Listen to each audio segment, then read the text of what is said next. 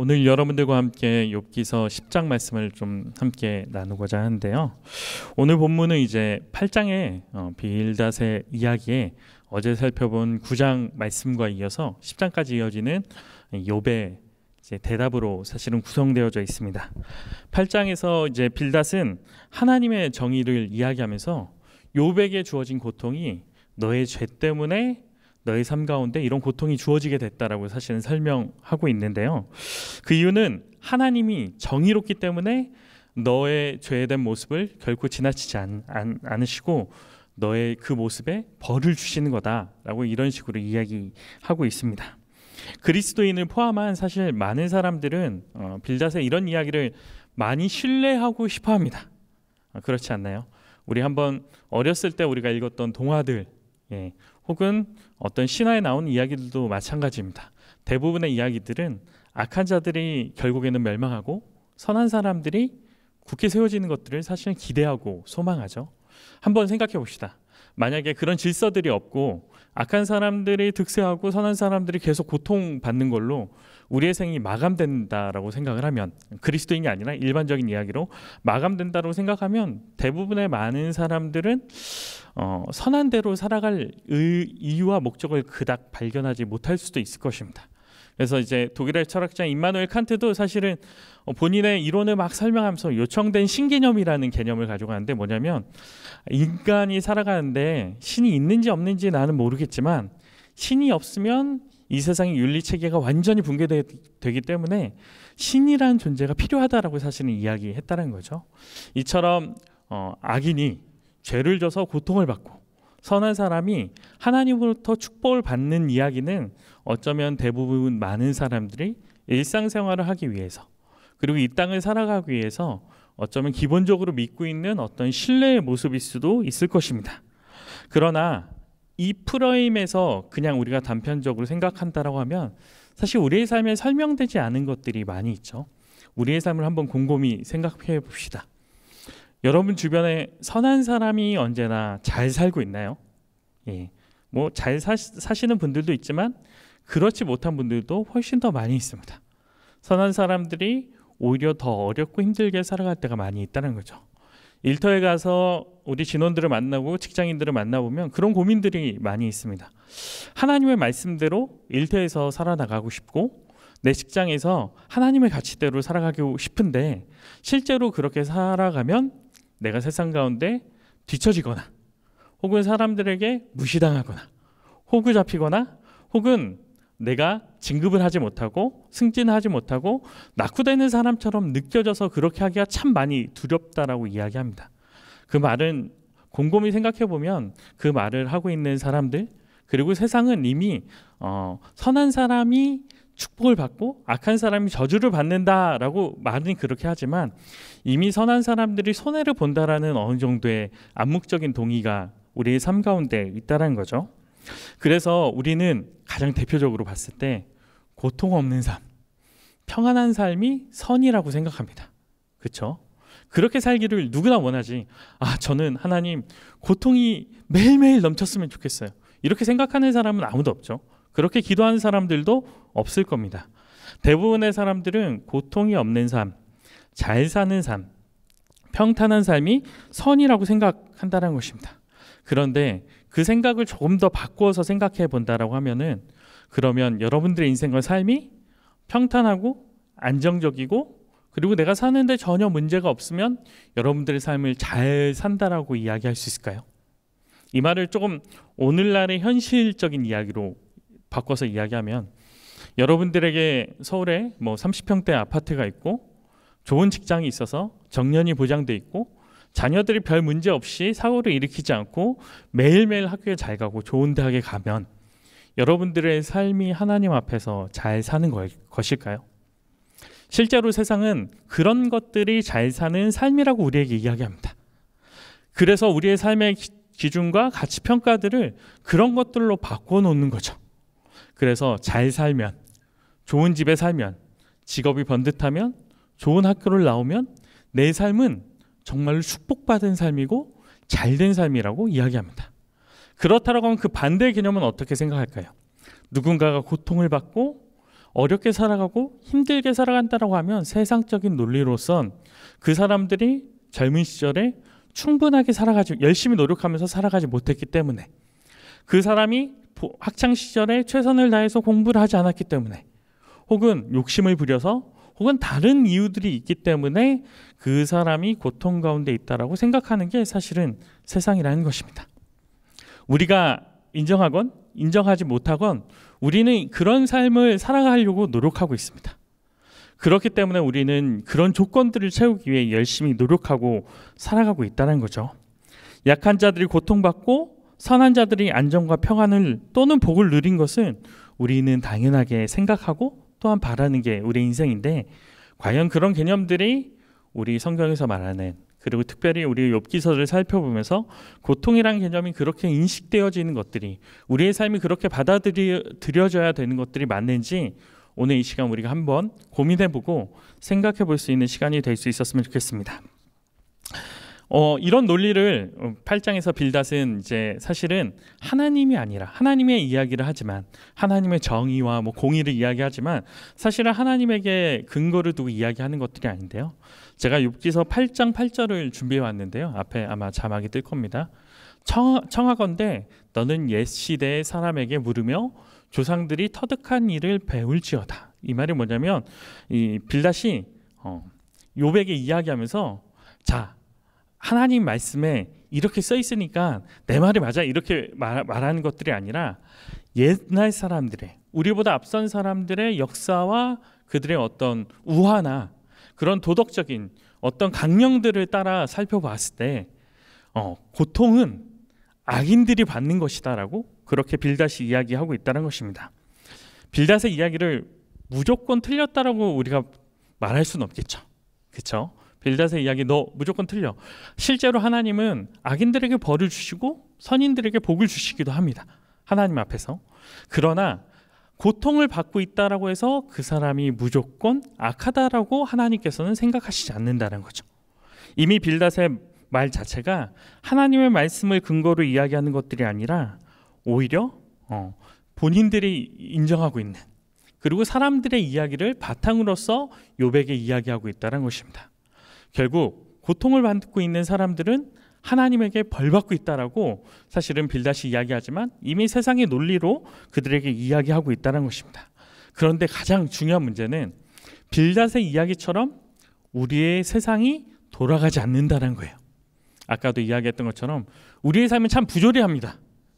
왜 이렇게 이야기하냐면, 악인들이 잘 사는 사람들이 많아요. 제가 많이 가진 사람을 싫어하고 미워하고 제가 못 가졌기 때문에 그 사람들을 끌어내려야 된다고 말하는 것들이 아니라, 실제로 우리의 삶을 돌아봤을 때 어떠한 도식으로서 그렇게 표현할 수는 없지만 악한 사람들 중에서 잘 사는 사람들이 있기도 하고 선한 사람들 가운데서도 잘 사는 사람이 있기도 한다는 것입니다. 그런데 이 두 개가 공존하고 있다는 거죠. 부조리하게. 그러한 삶을 봤을 때 이러한 부조리함이, 공존함이 가능한 이유는 무엇일까에 대해서 생각을 해보면 사실은 성경은 그 점을 아주 명확하게 이야기하고 있습니다. 우리가 잘 알고 있는 창세기에서 그 이야기를 하고 있는데요. 바로 인간의 죄 때문에 그런 일들이 벌어지고 있다라고 이야기하고 있습니다. 사실 우리의 삶의 많은 영역에서, 세계 곳곳에는 인간의 죄로 인한 문제들이 많이 일어나고 있습니다. 그리고 그 죄가 아직은 완전하게 다 해소되거나 해결되거나 사라지지는 않았다는 거죠. 제가 창세기 3장 17절에서 19절 말씀을 준비하는데요. 제가 한번 읽어보겠습니다. 아담에게 이르시되 내가 내 아내의 말을 듣고 내가 내게 먹지 말라 한 나무의 열매를 먹었은즉 땅은 너로 말미암아 저주를 받고 너는 내 평생에 수고하여야 그 소산을 먹으리라. 땅이 내게 가시덤불과 엉겅퀴를 낼 것이라. 내가 먹은 것은 밭의 채소인즉 내가 흙으로 돌아갈 때까지 얼굴에 땀을 흘려야 먹을 것을 먹으리니 내가 그것에서 취함을 입었음이라. 너는 흙이니 흙으로 돌아갈 것이나 하시니라. 사실 3장 17절에서 19절은 아담과 하와가 죄를 짓고 나서 하나님께서 그들에게 말씀하신 내용인데, 제가 좀 집중해서 봤던 거는 사실 18절인데요. 땅이 내게 가시덤불과 엉겅퀴를 낼 것이라. 이거를 조금 있는 그대로 하면 땅이 너를 위해 가시덤불과 엉겅퀴를 낼 것이라. 내가 먹을 것은 밭의 채소인즉, 이 말이 뭐냐면 우리가 살아가고 있는 우리의 세상과 우리의 삶이 우리가 생각하는 것처럼 마치 잘 짜여진, 도덕적으로 잘 갖추어진 어떤 윤리에 따라 착착 맞춰서 진행되는 것들이 아니라 사실은 트러블들이 계속 생긴다는 거죠. 내가 아무리 열심히 하나님의 말씀대로, 하나님의 뜻대로 살아가려고 해도 세상은 우리의 뜻과 우리의 생각과 하나님의 말씀대로 흘러가지 않는다라고 이야기하고 있습니다. 그 이유가 무엇이죠? 우리의 인간의 죄 때문에 그렇게 세상은 우리에게 계속적으로 고통을 주게 될 것이라고 이야기하고 있다는 것입니다.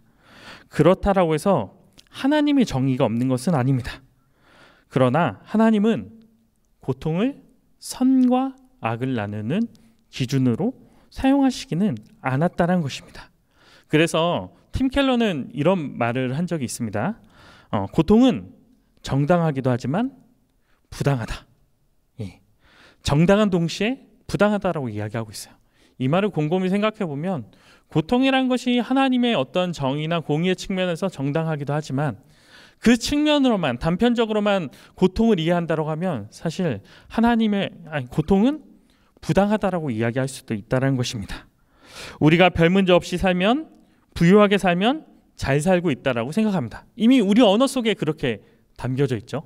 여러분 어떻게 지내? 잘 살고 있어. 그 말에 어떤 의미가 담겨져 있죠? 나 먹고 사는데 문제 없고 특별한 어려움 없이 하루하루 평안하게 잘 살아가고 있어.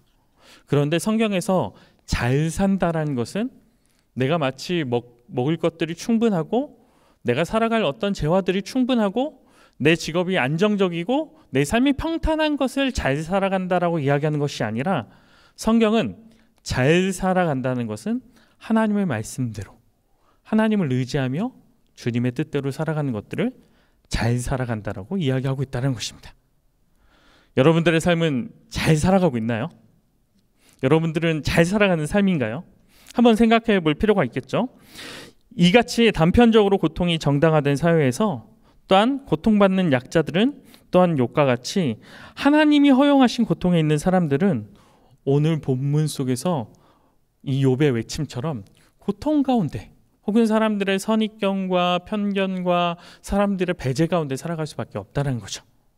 그렇다라고 하면 하나님은 왜 우리에게 이 고통이라는 복잡하고 미묘한 걸 주셨을까요? 그냥 고통을 주시지 않고 편하게 우리의 삶을 평탄하게 하면 좋을 텐데 이러한 고통을 주신 이유는 아까도 살펴본 것처럼 우리의 죄 때문에 사실은 고통이 들어왔다는 거죠. 그럼에도 불구하고 하나님께서 우리에게 고통을 허용해 주신다는 거예요. 왜 그렇게 하실까요? 욥기서 1장에서 2장을 보면 1장, 2장 다 볼 수 없는데 하나님께서 욥에게 고통을 허락하신 그 내용들이 담겨져 있습니다. 제가 욥기서 1장 9절에서 11절까지 세 번역으로 준비하는데요. 제가 한번 읽어보겠습니다. 그러자 사탄이 주님께 아뢰었다. 욥이 아무것도 바라는 것이 없이 하나님을 경외하겠습니까? 주님께서 그와 그 집과 그가 가진 모든 것을 울타리로 감싸주고 그가 하는 일이면 무엇에나 복을 주셔서 그의 소유를 온 땅에 넘치게 하지 않으셨습니까? 이제라도 주님께서 손을 쥐어서 그가 가진 모든 것을 치시면 그는 주님 앞에서 주님을 저주할 것입니다. 사실 욥기서 1장 9절에서 11절 내용이 사탄이 너무 하나님께서 욥이라는 사람을 너무 자랑을 하니까 이렇게 얘기하는 거예요. 욥이 하나님께서 울타리를 쳐주고 물질적으로 풍요로움을 줬기 때문에 조건적으로 욥이 하나님을 잘 섬기는 것이지 저 재물을 모두 다 없애버리면 욥이 하나님 당신을 저주할 것입니다. 그렇게 이야기하고 있다는 거죠. 실제로 하나님께서 그걸 허용해 주셨어요. 그 고통을 허용해 주셨죠. 물론 욥은 하나님을 저주하지 않았습니다. 그렇게 실패하자 두 번째 사탄의 두 번째 시험을 이야기합니다. 욥기서 2장 4절에서 5절 말씀입니다. 사탄이 주님께 아뢰었다. 가죽은 가죽으로 대신할 수 있습니다. 사람은 자기 생명을 지키는 일이면 자기가 가진 모든 것을 버립니다. 라고 그렇게 이야기하고 있죠. 그 다음 5절 말씀 우리 한번 띄워주세요. 이제라도 주님께서 손을 들어 그의 뼈와 살을 치시면 그는 당장 주님 앞에서 주님을 저주하고 말 것입니다. 라고 이렇게 이야기하고 있습니다. 자, 사실 이 두 가지의 시험을 곰곰이 생각해 보면 오늘날에 우리가 가장 중요하다고 생각하는 두 가지예요. 하나는 우리의 주변을 둘러싸고 있는 물질이겠죠. 또 다른 하나는 나예요. 복음은 이 두 가지를 버리게 하거든요. 복음서에 보면 부자 청년이 예수님을 찾아왔을 때 예수님께서 그 모든 재물을 가난한 사람들에게 나눠주라고 얘기했어요. 또한 우리가 잘 알고 있는 갈라디아서 2장 20절에 무슨 말씀이 써있죠? 그런즉 내가 이제 그리스도와 함께 십자가에 못 박혔나니 이제는 내가 사는 것들이 아니라고 이야기하고 있어요. 오늘날의 시대의 사람들에게 있어서 가장 중요한 두 가지는 사실은 이 땅을 살아가게 하는 물질적인 평안함과 그리고 가장 중요한 거는 나 자신이라는 거죠. 근데 이 두 가지의 말씀 가운데서 하나님께서 진짜 원하시는 것들이 무엇인지 우리가 알 수 있는데요. 욥기서는 우리에게 고난이 많은 이유에 집중하지 않아요. 어떤 이유들 때문에 우리에게 고난이 생겼고 어떤 이유들 때문에 우리에게 이런 어려움이 생겼는지를 하나님께서는 중요하게 생각하시지 않는다는 거죠. 말씀하시지도 않으세요. 오히려 욥기서에서 말하는 것들은 반응이에요. 자, 사탄이 뭐라고 이야기했죠? 이 물질을 없애고 이 생명에 위협을 가하면 주님을 저주할 것이다 라고 그렇게 이야기하고 있죠. 시험의 내용들이 그렇게 이루어져 있다는 것입니다. 결국 하나님께서 우리의 삶 가운데 고통의 문제 가운데 우리에게 원하시는 것들은 우리가 고통의 이유를 찾기를 원하시는 것들이 아니라 고통 가운데 우리가 하나님께 어떻게 반응하는지를 원하신다는 것입니다. 그렇다고 하면 오늘 우리가 고통을 생각하는 우리의 방식과 우리의 생각을 조금 다르게 생각해야 된다는 것입니다. 오늘 본문 속 욥은 하나님께 자신의 불평과 괴로움을 이야기하고 있죠. 하나님 너무 힘듭니다. 사실 울부짖고 있어요. 그런데 여러 가지 이야기를 통해서 하나님께 이야기하고 있거든요. 하나님의 정의를 외치기도 하고 하나님의 창조 이유기를 묻기도 합니다. 하나님께서 이럴 거면 나를 왜 창조하셨습니까? 또 하나님께서 자신에게 등을 돌리셨다라고 원망을 하기도 하고요. 또한 탄원하기도 합니다. 또한 자신의 무죄함을 이야기도 하고 태어나자마자 죽는 게 나았다라고 이야기하기도 하고 또한 마지막에는 하나님 내가 살 날이 얼마 남지 않았으니 나 좀 내버려 두세요. 내가 더 이상 힘들지 않도록 나 좀 내버려 두세요. 이렇게 하나님 앞에 이야기하고 돼 있습니다. 사실 하나님은 우리가 고통 가운데 있는 우리에게 그리고 고통받고 있는 욥에게 그리고 우리의 삶 가운데 우리의 삶을 바라볼 때 완전하지 못하다라는 사실을 아세요. 우리가 하나님의 말씀대로 하나님의 뜻대로 하나님 우리가 살아가기를 원하시지만 우리가 이 땅 가운데 살아가면서 하나님께서 다시 부르시고 하나님 앞에 다시 갈 때까지 하나님 앞에 갈 때까지 우리가 완벽한 삶을 살아가지 못할 것들을 알고 계신다는 거죠. 우리의 삶에 결함이 많이 있고 문제가 있다는 것들을 알고 있다는 거예요. 우리가 스스로 무죄를 주장한다 하더라도 우리가 죄가 없다, 나 문제 없다, 하나님 나 선하게 살아왔습니다, 하나님 말씀대로 살아왔습니다 라고 우리가 아무리 하나님 앞에 외치고 부르짖는다 하더라도 우리는 이미 알고 있어요. 우리는 하나님의 기준을 맞출 수 있는 존재가 아니라는 것입니다. 그 어느 누구도 하나님의 조건을 채울 수 없어요. 근데 이 사실이 우리에게 은혜가 된 이유는 반대로 생각할 때요. 우리가 하나님의 은혜를 받을 자격이 있나요? 하나님의 사랑을 받을 자격이 우리에게 있습니까? 예수 그리스도의 십자가가 우리에게 주어질 그 자격이 우리에게 충분히 있습니까? 그 자격이 없음에도 불구하고 하나님은 우리에게 은혜 주시고 우리를 사랑하시고 우리를 돌봐주시고 우리를 위해 이 땅 가운데 예수님을 보내고 십자가 가운데 보내셨다는 것입니다. 그렇기 때문에 우리는 고통에 있는 우리의 삶을 단편적으로 어떤 선과 악의 문제로 생각하기보다 환원하기보다 하나님 앞에서 우리의 삶을 찾아가고 하나님의 뜻 가운데 우리의 고통의 문제를 마주하면서 하나님이 원하시고 바라시는 그 반응이 무엇인지 다르게 말하면 그 삶이 무엇인지 하나님의 삶 앞에서 고민해야 된다는 것입니다. 여러분 욥기서의 놀라운 사실이 무엇인지 아십니까? 욥기서가 사실은 긴 책임에도 불구하고 사실은 욥이 하나님을 원망하기도 하고 하나님을 비난하기도 하고 하나님 이럴 거면 차라리 날 놔두세요, 하나님 이럴 거면 날 왜 창조했습니까? 이렇게 비난하면서 하나님 앞에 원망을 하기도 하지만 욥은 단 한 번도 하나님을 떠나지 않았습니다. 자신의 고통과 아픔 가운데 낙심하고 좌절하여 하나님을 떠나서 자신의 삶을 죽음 가운데 내몰지도 않았고, 자신의 삶을 원망하면서 하나님을 이제 완전히 떠나겠다라고 말하지 않았어요. 오히려 때로는 하나님 앞에 상처되는 말들도 했고, 때로는 하나님을 원망하기도 했지만 하나님 곁에 붙어서 하나님 앞에 부르시며 그 시간을 지났다는 것입니다. 그렇다라고 하면 하나님은 우리에게 무엇이라고 이야기하고 있습니까?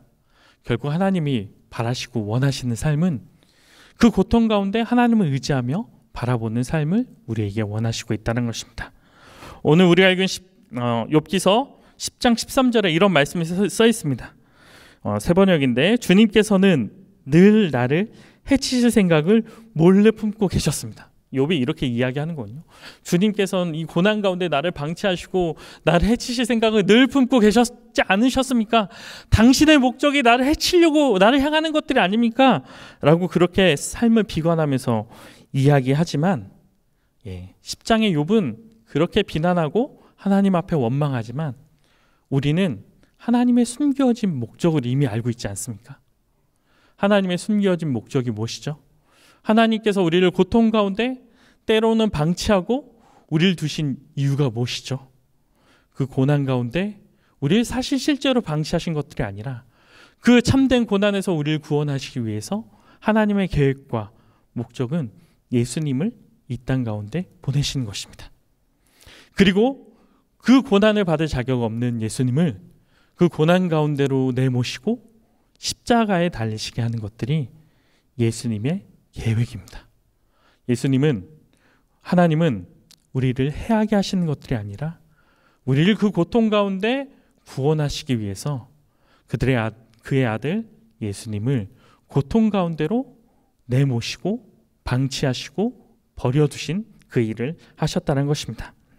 욥의 외침처럼 하나님은 우리의 해치시고 난처하고 고통스럽게 하기 위해 우리를 고통에 두신 것이 아닙니다.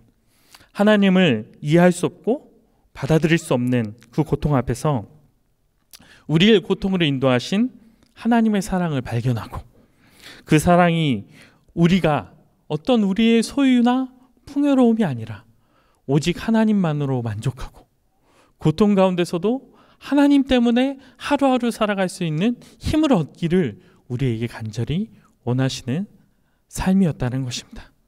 사랑하는 성도 여러분, 저는 여러분들 삶에 어떤 문제들이 있는지 모릅니다. 그러나 오늘 본문은, 그리고 욥기서는 우리에게 무엇이라고 이야기하고 있습니까?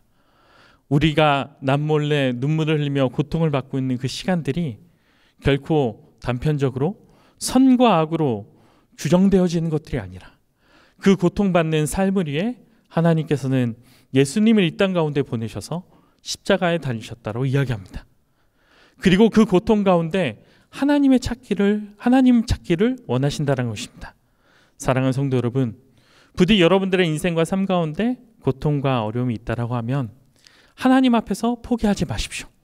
때로는 하나님을 부르짖고 하나님을 원망하고 하나님 앞에 때로는 하나님을 비난할지라도 하나님 곁에서, 하나님 옆에서 하나님을 찾으면서 하나님을 붙들면서 하루하루 살아갈 수 있었으면 좋겠습니다. 그렇게 살아갈 때 결국 하나님께서 욥에게 하나님의 방식으로 그의 삶을 회복시키고 그의 삶을 세워주셨던 것처럼 우리 사랑하는 성도들의 삶을 하나님의 말씀과 뜻대로 세워나갈 것들을 믿습니다. 그러한 사실을 믿으며 오늘 하루도 여러분들의 고통과 여러분들의 풍요로움과 여러분들의 물질을 바라보는 것이 아니라 오직 하나님만을 바라보고 오직 십자가의 예수 그리스도만을 바라보고 오늘 하루를 살아갈 수 있는 우리 사랑하는 3일의 성도들이 될 수 있기를 간절히 기도합니다. 이 시간 우리 함께 기도하기 원하는데요, 이렇게 기도합시다. 하나님, 내가 나의 삶의 어려움과 고통 가운데 하나님을 의지할 수 있는 힘과 능력을 허락하게 해달라고 기도합시다.